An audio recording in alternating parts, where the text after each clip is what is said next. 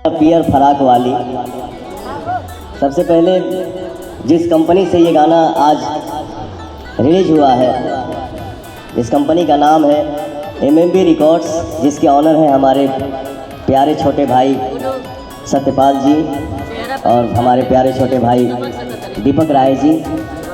तो मैं यही प्रार्थना करूंगा आप सभी से कि पवन के साथ साथ इस कंपनी के ऊपर आप लोग अपना ढेर सारा प्यार, दुलार और आशीर्वाद दें और हमेशा बनाए रखें। और मेरा सोच, मेरा थॉट, मेरे दिल और दिमाग में सिर्फ एक ही बात रहता है, किसी एक के बनाने से कोई चीज़ नहीं बनती है।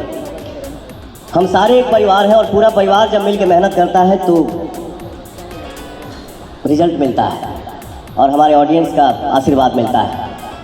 तो हम सभी को मेहनत करना है, सभी को नाम कमाना है, सभी को आगे बढ़ना है, क्योंकि इस लाइन में अंत नहीं होता है।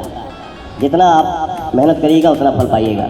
और आप सब भाई बस ऐसे ही दुआ बनौले रहा करें कि तोर भाई हमेशा गर्जत रह रहा है। क्या बात है, हमके ज़्यादा भाषण देवे ना आवे, अपनापन वाली बात हम बोली ना। फौजी भाई मेरा खड़ा है। नमस्ते, जय हिंद, जय भारत।